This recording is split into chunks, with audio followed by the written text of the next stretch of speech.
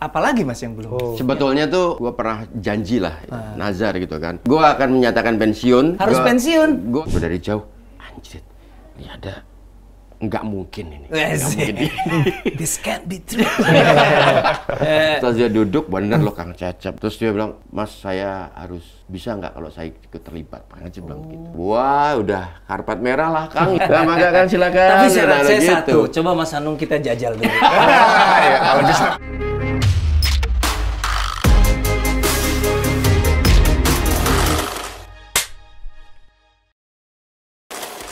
Indonesia pernah mengalami loh booming perfilman tapi horor semua, abis itu ambruk nggak mau nonton lagi. Jadi kita butuh keragaman. Jadi kalau teman-teman cinta sama film Indonesia boleh disupport keragaman salah satu dengan menyaksikan sendiri seperti apa film superhero pertamanya Mas Hanung Bramantio. Bener ya? Film superhero pertama toh? Benar.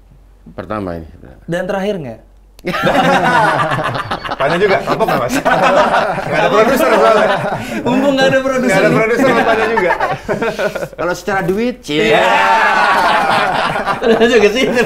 Tapi apalagi sih Mas, maksudnya Mas Hanung kan udah kayak, kita keluar sebentar aja dari Gatot Kaca, maksudnya udah bikin segala jenis film lah, dari mulai yang epic, drama, komedi, action, superhero. Apalagi Mas yang belum? Sebetulnya tuh ya pengen ini apa? ke belakang ya, sebelum belakang. Jadi gue pernah janji lah, nazar gitu kan. Gue harus pensiun. Oh iya. Deket. Harus pensiun. Gue akan menyatakan pensiun dan film terakhir gue adalah ini gitu. Gue pernah menyatakan itu. Oh gitu. Di sosial media atau ke orang terdekat? Ke diri gue dulu lah. Oh, Di baru sekali ini ya kan. Jadi pernah gitu kan. Nah kalau toh gue harus memilih film terakhir gue apa gitu kan, gue akan membuat Mahabharata. Itu jauh sebelum ini. Itu Mahabharata karena di dalam epos Mahabharata itu tuh kalau dikerucutkan itu tuh sebenarnya ngomongin tentang satu manusia.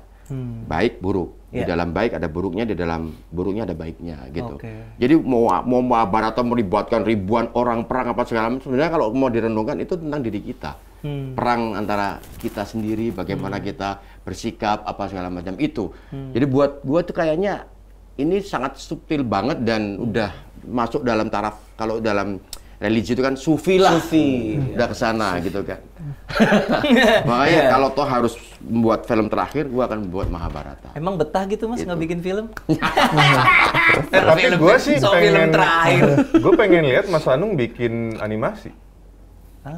Yang lucu, menyentuh gitu. Iya juga ya. Nggak tertarik bikin Mas? animasi kemarin.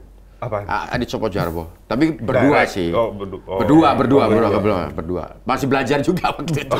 Masih belajar. Pembelajarannya apa Mas? Bikin animasi itu apa? Ngedirect gambar. Gak gampang ngedirect gambar. Kurang 1 detik aja. Ya kan ini kurang 1 detik. Ini tolong nolenya kurang dikit gini aja lah gitu.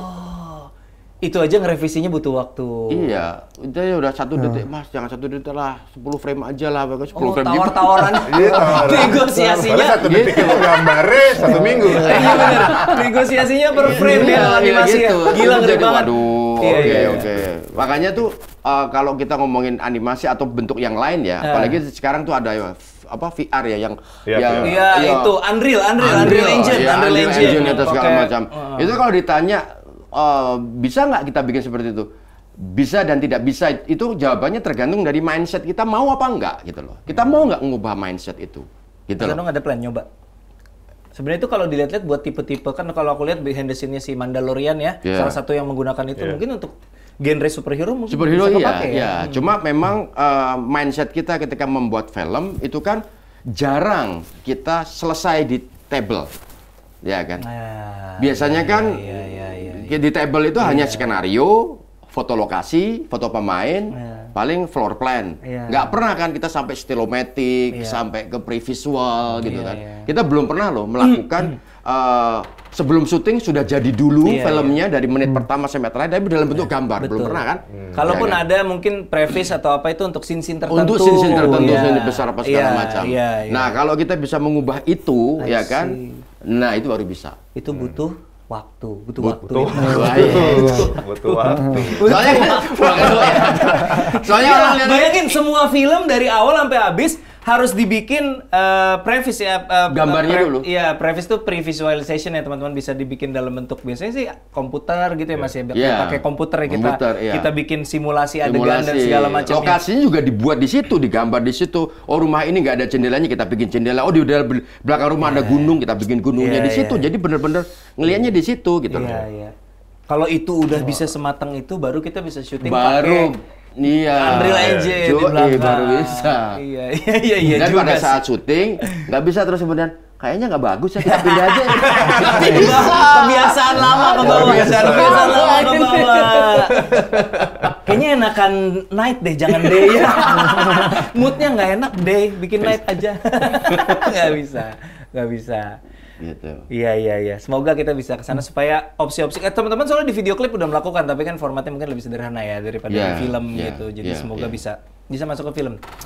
Ini kan jajaran cast-nya menarik ya Mas, campuran antara nama-nama besar dan juga ada wajah-wajah baru gitu. Prosesnya lama nggak nyari pemain-pemain ini, atau Mas Anung dari awal nih kayaknya ini Rizky, ini Fedi, atau scroll phone book aja oh Rizky gitu. Explore. IG explore. Nggak sih, pada waktu itu tuh sebetulnya yang paling penting tuh adalah pemilihan pemain harus didasari dia punya passion dulu lah. Oke. Ya kan, dia mau nggak, mau cocok, mau aktingnya bagus, tapi kalau dia nggak punya passion ke arah cerita ini, cerita fantasi kan repot kan gitu kan.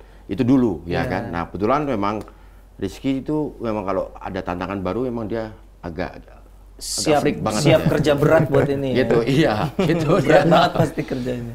Gitu. Jadi ya udah kita milih terus kemudian pertama sanksi dulu lah. Oh. Ya kan. Ini anak manis banget ini. Anak manis. Mau nggak ya ini berbasah-basah gitu, dibanting-banting ini Nggak, gitu Ki, kan. Mas Anung ke semua aktor yang pertama kali syuting semua gitu.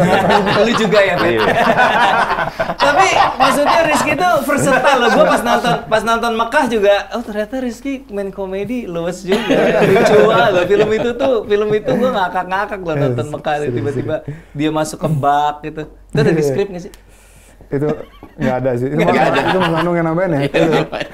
Tiba-tiba masuk ke bak. Ada bak nih. Maksud cerita aja. Itu kan nggak bisa pakai Unreal Engine kan? Iya, nggak bisa pakai Unreal Engine. Nggak bisa. Bak itu harus dari meja. Nggak bisa. Sudah gitu-gitunya loh. Iya. Oh iya, si anak manis ini kira-kira bisa nggak jadi gatot? Harus ini nggak sih? Harus mengubah, lo harus kayak bulk up gitu atau udah bentuk? Iya, sempat harus bikin ngebentuk badan. Soalnya ada adegan buka baju gue lihat. Iya. Harus. Masa body double ya. Masa body double. Lucu dong. Syarat itu buat superhero harus buka baju. Iya. Terus aku lihat ada nama Yasmin Nepper juga di situ Mas. Dia main bareng aku di Imperfect. Kayaknya cukup ini ya. Aku lihat badannya cukup luwes ya. Dia walaupun nggak punya pengalaman martial art, tapi di BTS aku lihat, Yasmin kayaknya asik nih gerakannya. Iya, pas. Justru karena ngelihat film lo itu sebetulnya, ya kan. Jadi di sini pengen ngasih kesan bahwa tokoh Agni ini, namanya kan Agni kan api kan sebenarnya kan. Agni ini tuh pengennya tuh nggak mau stereotip bahwa mentang-mentang namanya api terus harus sangat erotis terus. Hot dalam makna ya. Gitu. Agni terus hot. Nggak mau begitu gitu kan. Tapi harus opposite dari itu semuanya. Jadi harus terlihat ini anaknya lemah banget lah. Orang lihat tuh harus lemah gitu loh.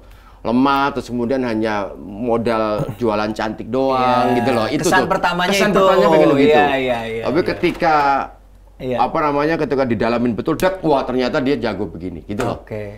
Gue pengen dapetin itu gitu ya. Oke, dipilih yang mungkin kesan pertamanya akan mengecoh orang gitu. Iya, gitu. Makanya dipilihnya si Yasmin. Pas lihat itu ini kayaknya menarik. Terus Ali Fikri ya. Ali Fikri itu kayaknya akan jadi calon action star tuh kayaknya. Kayaknya sih. Dia minta soalnya. Kita minta apa? Minta untuk ada adegan capoeira apa segala macam. Dia emang atlet itu ya. Kalau nggak salah. Apa sih dia punya skill apa, memang sebelum prep memang dia punya keahlian akrobatik ini? Dia lentur banget sih intinya. Ya itu apa istilah capoeira? Fleksibel. capoeira. Dia bisa backflip gitu loh.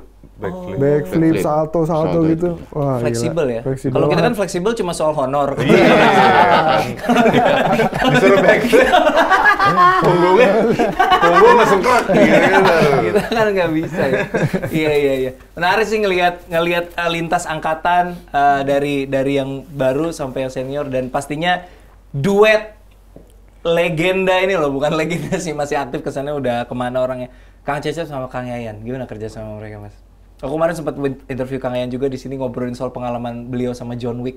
Seru banget. Gimana Iya. kerja bareng Kang Cecep sama Kang Yayan? Ya udah kan, dua itu emang legend pencaksilat lah ya. Iya. Ya, maksudnya kita dapat satu aja dari mereka, itu udah luar biasa. Satu aja udah bagus. Satu Apalagi dua-duanya ya? Dua-duanya. Tadinya aku nggak pede, Kang Cecep tuh mau.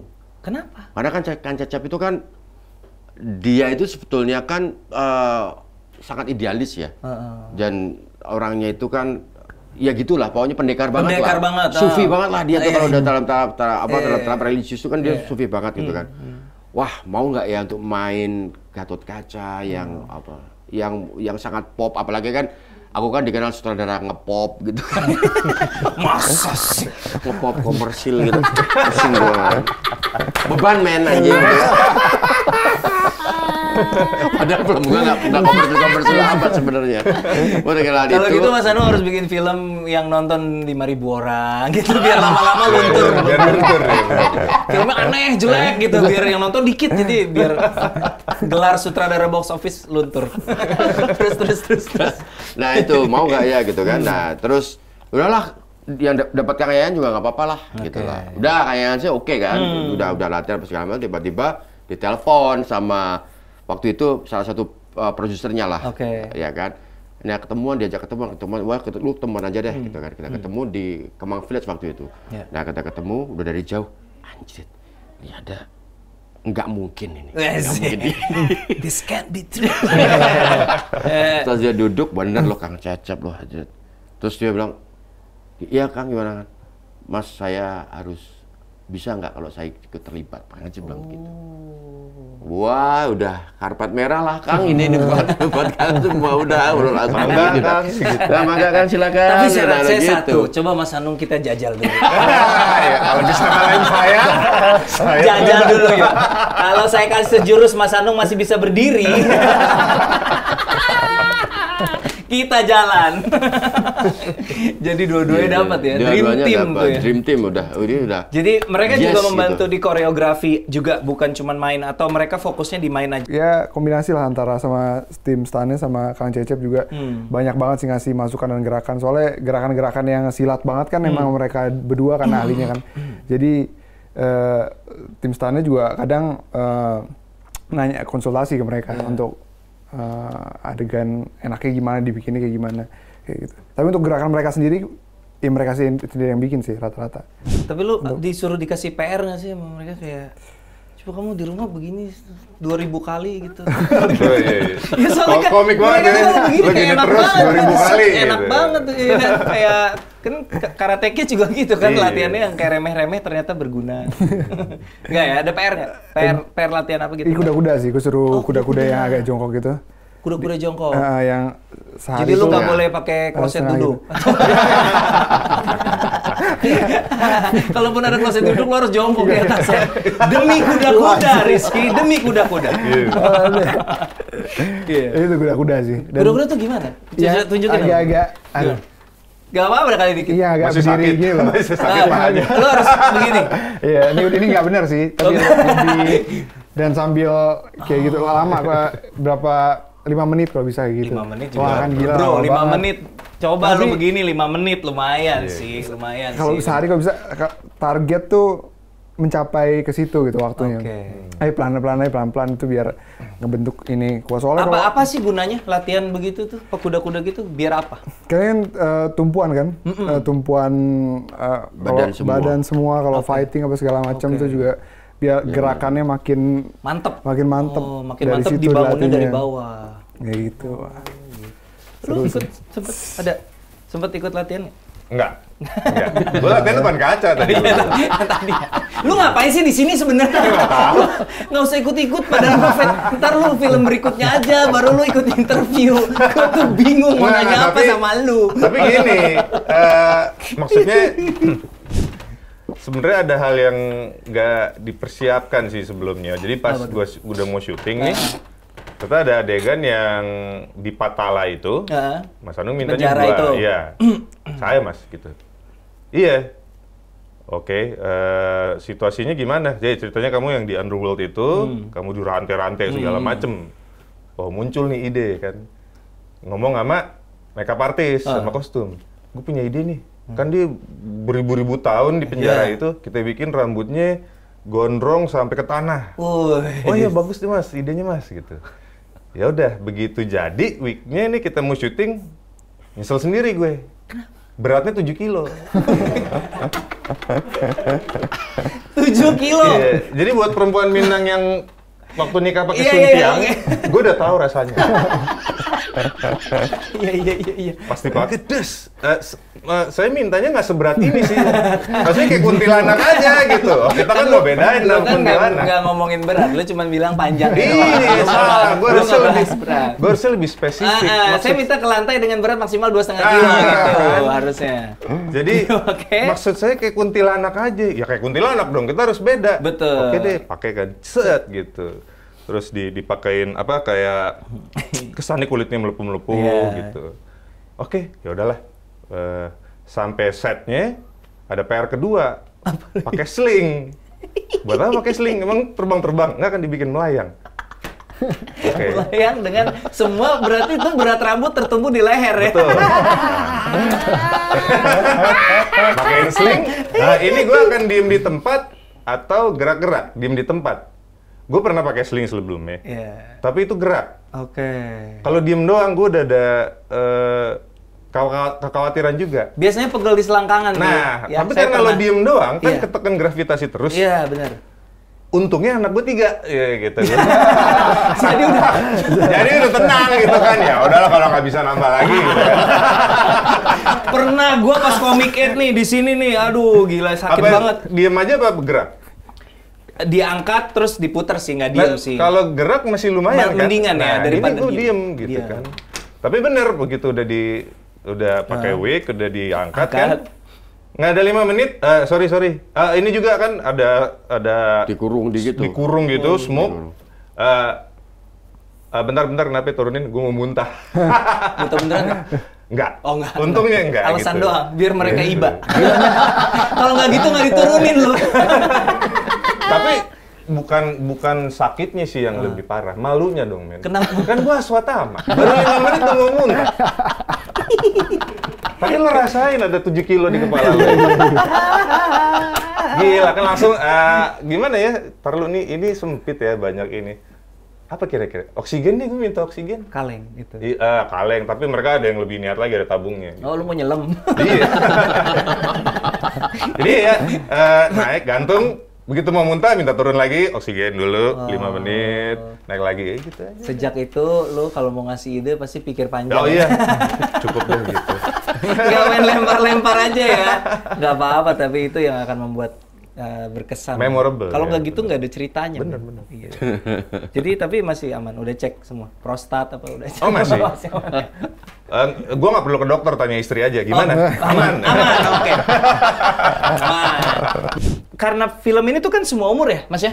Semua umur ya. Berarti ada harapan tertentu untuk ketika selain hiburan dan selain memberikan sebuah sajian yang unik karena berlandaskan pada mitologi pewayangan, ada message yang pengen dikasih buat terutama buat family mungkin yang nonton bareng atau gitu nggak sih Mas? Nah itu yang untuk menuju ke semua umur itu juga mesti itu nggak gampang. Oh iya? Iya kan. Bukannya jadi, asal jangan ada jorok, jangan ada kasar gitu bisa? Nggak juga ya? Ya, enggak juga, karena jorok dan kasar udah inherent semua di aktor-aktor ya kan.